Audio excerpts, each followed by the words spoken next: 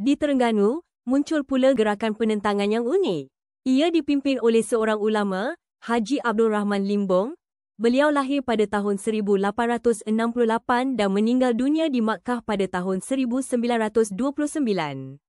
Latar belakang beliau sebagai seorang yang alim dalam ilmu agama memberikannya pengaruh yang kuat.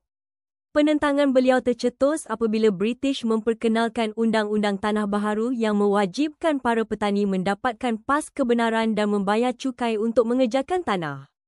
Bagi Haji Abdul Rahman Limbong, peraturan ini bertentangan dengan hukum syarak kerana tanah adalah hak Allah dan rakyat bebas mengejarkannya. Ciri menarik dalam gerakan kebangkitan tani di Terengganu ini ialah kebijaksanaan pemimpinnya sistem perundangan dan agama untuk menentang peraturan baru yang diperkenalkan oleh British. Pada mulanya, Haji Abdul Rahman Limbong menggunakan kebijaksanaannya dengan bertindak sebagai peguam bagi pihak para petani di mahkamah. Beliau juga memohon lesen wakil pleader untuk menjadi wakil tertuduh. Beliau berjaya memenangi beberapa kes dengan hujah bahawa undang-undang British bercanggah dengan hukum agama. Namun, penentangan memuncak dalam kebangkitan tani 1928, di mana para petani berarak ke Kuala Berang dan menduduki bangunan kerajaan. British menggunakan peristiwa ini untuk menangkap Haji Abdul Rahman Limbong atas tuduhan menghasut. Beliau akhirnya dibicarakan dan dibuang negeri ke Makkah. Walaupun penentangan pahlawan terdahulu sering berakhir dengan kekalahan, semangat mereka tidak pernah sia-sia. Kekuatan utama perjuangan mereka terletak pada muafakat atau persepakatan. Di Perak, Datuk Maharaja Lela berjaya menyatukan para pembesar Melayu. Melalui 7 mesyuarat sulit, mereka mengangkat sumpah untuk menghapuskan JWW Beach. Pakatan ini membuktikan bahawa perpaduan mampu menggoncang kuasa penjajah walaupun untuk seketika. Selain muafakat, kubu pertahanan menjadi lambang kekuatan. Rentap di Sarawak membina kubu kebal di puncak Bukit Sadok. Diperbuat daripada kayu belian yang tidak lodek peluru dan dikelilingi gaung curam, kubu ini menjadi saksi kegagalan 2 serangan besar tentera Brok. Keutuhan kubu ini menunjukkan kebijaksanaan pahlawan tempatan dalam memanfaatkan kelebihan muka bumi sebagai benteng pertahanan. Pahlawan tempatan juga mahir menggunakan persenjataan dan sistem perundangan. Dol Said di Naning menggunakan senapang, flintlock dan meriam lela rentaka dalam taktik serangan hendak. Di Terengganu pula, Haji Abdul Rahman Limbong menggunakan kebijaksanaannya. Sebagai peguam, beliau berhujah di mahkamah bahawa tanah adalah hak Allah dan rakyat bebas mengerjakannya, mencabar undang-undang British dengan menggunakan hujah agama. Namun, di sebalik kekuatan itu, wujud kelemahan yang membawa kepada kegagalan. Penentangan bersenjata seringkali tidak seimbang. Yam Tuan Antah di Negeri Sembilan, walaupun berjuang hebat di Paroi dan Bukit Putus, akhirnya terpaksa berundur. Tentera British memiliki meriam yang jauh lebih besar dan bekalan peluru serta ubat bedil yang tidak putus-putus, menewaskan semangat juang pahlawan tempatan. Ancaman perundangan barat juga menjadi duri dalam daging.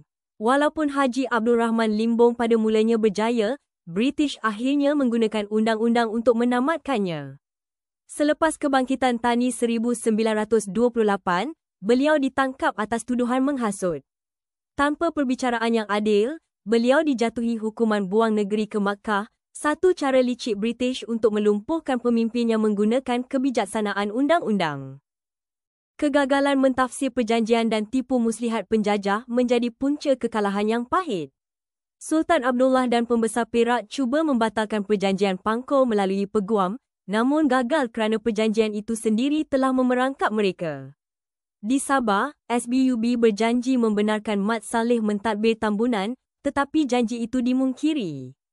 Muslihat ini melemahkan perjuangan dan memecah belahkan kepercayaan. Mengapakah penentangan ini sering menemui kegagalan? Kekuatan tentera dan teknologi senjata British yang canggih adalah faktor utama. Selain itu, sokongan yang tidak menyeluruh dari pihak istana, penentangan yang bersifat setempat dan tidak merebak, serta pakatan British dengan kuasa lain seperti Belanda, menjadikan perjuangan pahlawan kita ibarat menongkah arus yang deras. Walaupun menang, British terpaksa membayar harga yang mahal. Peperangan ini menelan belanja yang amat besar. Perang Nanning sahaja merugikan mereka 100,000 paun sterling. Kekalahan awal dan tentangan sengit ini mengajar British untuk lebih berhati-hati. Mereka mula merombak pentadbiran, melantik residen yang lebih bijaksana dan faham adat Melayu, serta menubuhkan Majlis Mesyuarat Negeri untuk menasihati Sultan. Kesan terhadap masyarakat tempatan amatlah perit. Ramai pemerintah dan pembesar kehilangan jawatan, kedudukan, malah nyawa. Datuk Maharaja Lela dihukum gantung, rentap dan Tok Janggut terkorban, manakala Sultan Abdullah dan Haji Abdul Rahman Limbong dibuang negeri. Namun, British juga sedar mereka perlu mengambil hati golongan bangsawan. Durbar, Persidangan Raja-Raja Melayu, diperkenalkan, memberi ruang kepada Sultan dan pembesar menyuarakan pandangan dan bahasa Melayu diiktiraf dalam urusan rasmi. Hukuman mati, pembuangan negeri, dan kehilangan kuasa tidak memadamkan api perjuangan. Sebaliknya, ia menjadi inspirasi. Keberanian Datuk Bahaman, kebijaksanaan Haji Abdul Rahman Limbong, dan semangat rentap menjadi legenda. Pengorbanan mereka menyemai benih nasionalisme yang akhirnya bercambah dan mekar, membawa kepada perjuangan menuntut kemerdekaan. Gema perjuangan mereka kekal abadi, mengingatkan kita tentang harga sebuah kedaulatan.